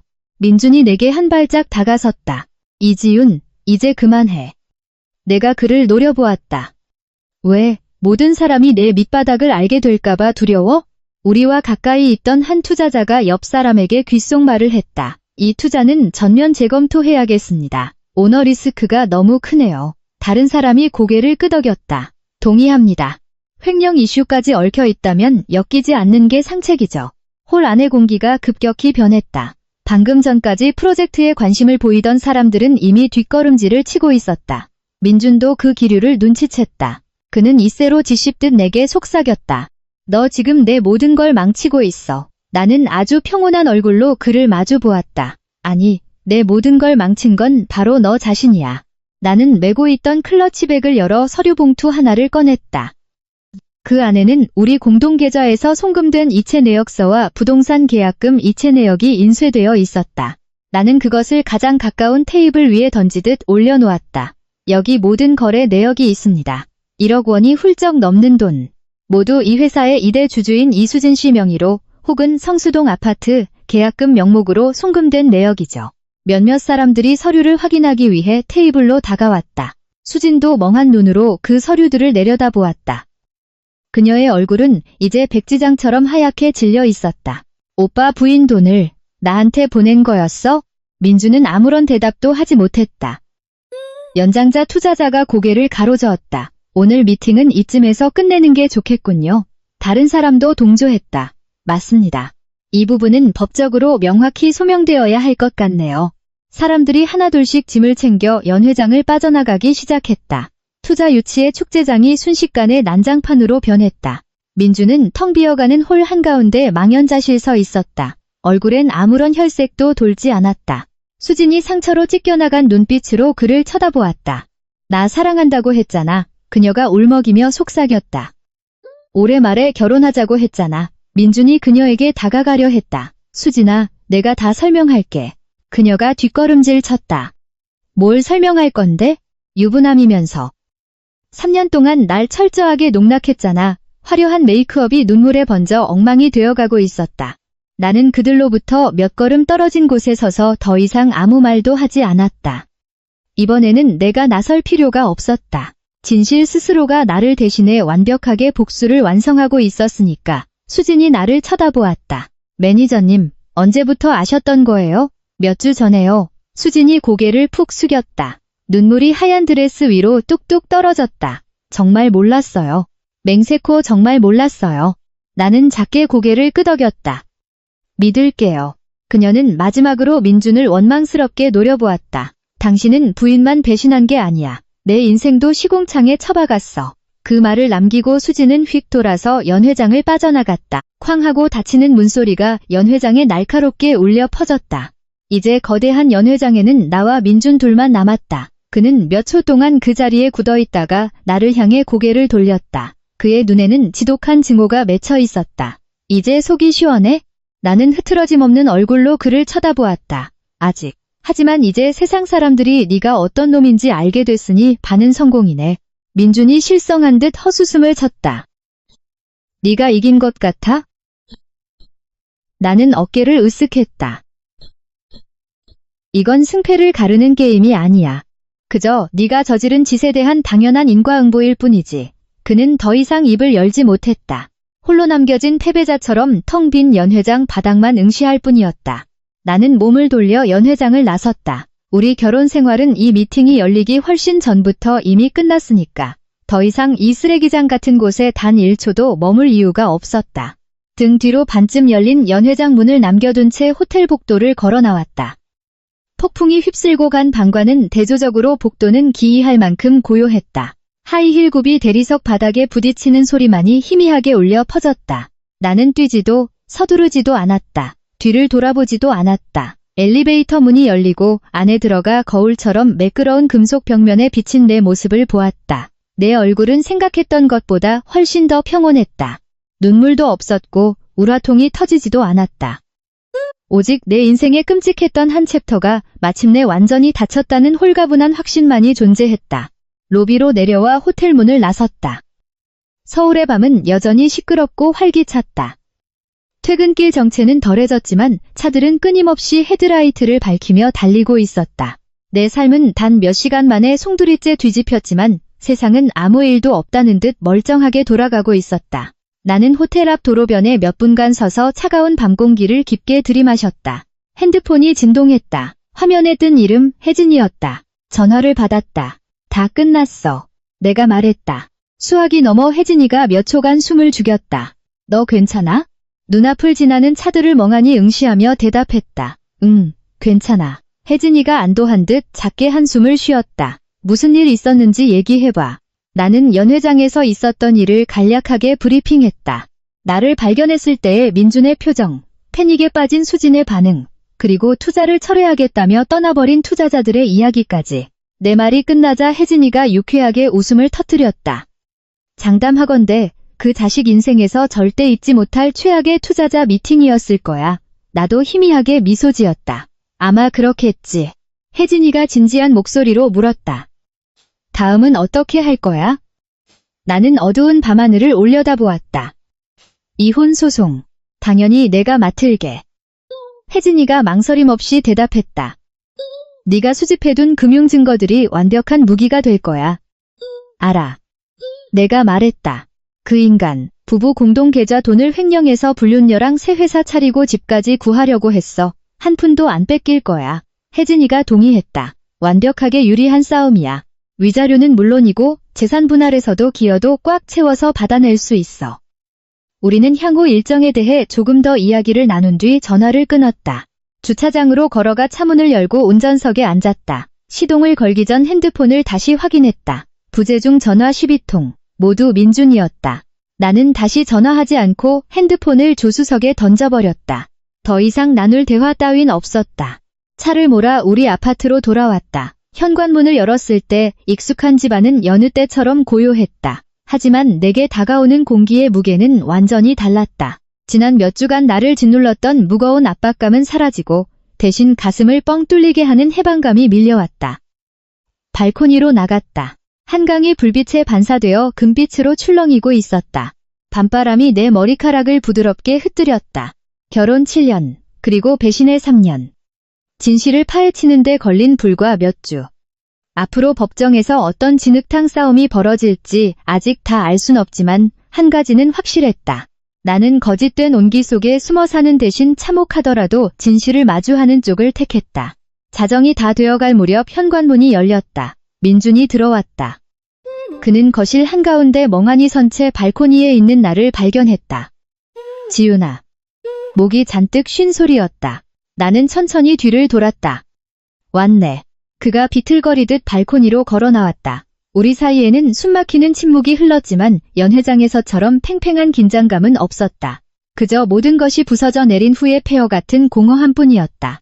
민준이 벌건 눈으로 나를 쳐다보았다. 꼭 그렇게까지 해야 했어? 사람들 다 있는 데서 내 숨통을 끊어놔야 속이 시원했어? 나는 그의 눈을 피하지 않고 똑바로 응시했다. 내 생각은 어때?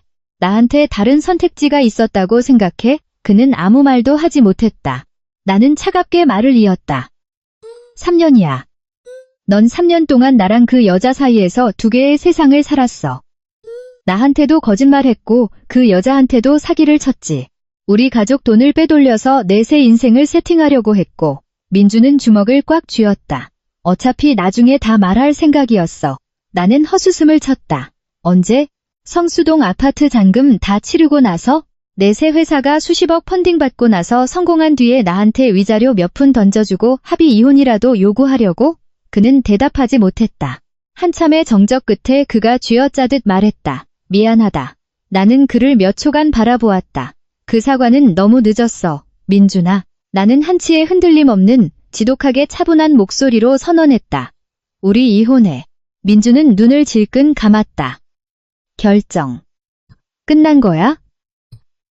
응, 내 변호사가 곧 내 쪽으로 소장 보낼 거야. 재산 분할, 횡령, 위자료 빠짐없이 청구할 테니까 각오해. 그는 체념한 듯 천천히 고개를 끄덕였다. 어떤 변명도 구차한 매달림도 없었다. 돌이킬 수 없는 완벽한 끝을 맞이한 두 사람만이 서울의 야경을 등지고 서 있을 뿐이었다. 민준이 먼저 비틀거리며 거실로 들어갔다. 나는 발코니에 홀로 남아 반짝이는 도시를 내려다보았다. 문득 깨달았다. 때로는 어떤 것의 완벽한 파멸만이 진짜 새로운 삶을 시작할 수 있는 유일한 길이라는 것을.